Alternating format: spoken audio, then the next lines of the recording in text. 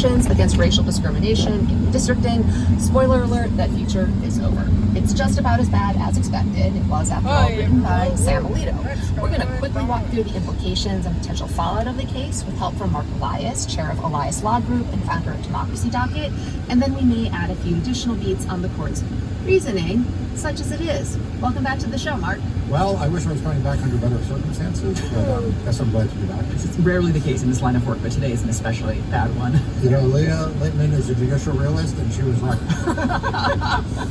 Careful. That's t-shirts printing in 30 seconds is the sound you're hearing right now. But she indeed was right then and will continue to be right. Anyway, Mark, super grateful that you're joining us on a day like this. Let's just quickly remind our listeners of the facts of Calais. They're pretty well known. The state of Louisiana drew districts that allowed black voters to select preferred candidates in 1 out of 6 districts, even though about 1/3 of Louisiana citizens are black. The map wasn't mathing unless districts were drawn to lock them out of power. Maybe ding, ding, ding. Because courts said that map violated the Voting Rights Act, Louisiana was required to draw new districts that complied with the VRA. It did so. The districts gave minority voters opportunity to select another candidate, and that compliant map with 2 black opportunity districts was challenged as unconstitutional discrimination. And in Calais, Sam Alito said the Voting Rights Act, properly construed, did not require Louisiana to draw a new district because its initial map locking black voters out of political power was very legal, very cool, very demure, and very mindful.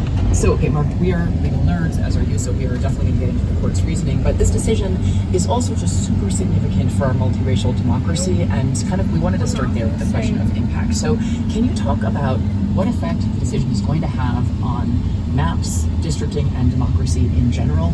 Yeah, so first of all, this was as cynical a decision as the Supreme Court could possibly issue.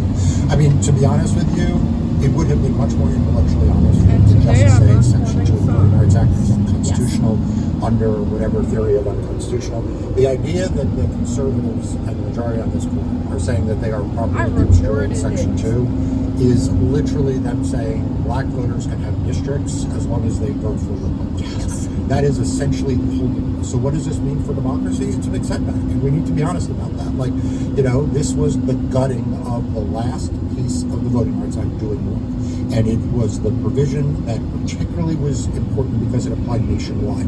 A point I might add that the Chief Justice himself made when he wrote the opinion striking down Section 5 of the Voting Rights Act in Shelby County. He said, "Don't worry, the Section 2 is still very vital. Applies everywhere. Don't worry." And then he said, "Watch this." It's like. So it's bad for a multiracial democracy. It's bad for democracy. Like what has happened here is that in a series of court cases, the Supreme Court has said partisan gerrymandering, just fine. Discriminating against minority voters now, just fine. As long and if you want to impose a minority majority district or a Voting Rights Act district, it needs to reflect the partisan impulses of the legislature, which are just fine because partisan gerrymandering is just fine. So what we are left with is that in state after state where Republicans control the entire process, they have the legislative control and the government voting process, government control, they will now gerrymander on explicitly partisan grounds that will insulate them in one direction. They will trample all over the voting rights of minority voters with near impunity. And they will look and say, look, we met all the Supreme Court's tests under the Voting Rights Act. That is why it is so simple.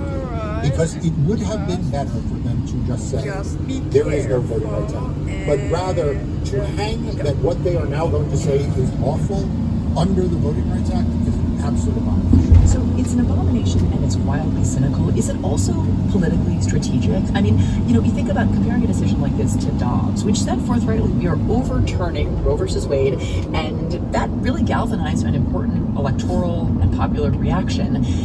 I think it's entirely possible that a decision that said forthrightly, we are actually overruling on the grounds of the Constitution, the last remaining vestige of the Voting Rights Act, that might have spurred a real response. And I hope this one does too, but was it kind of framed the way it was in order to reduce the chances of that kind of response and pushback? Yeah, that's exactly why they did it this way. I think exactly they did that.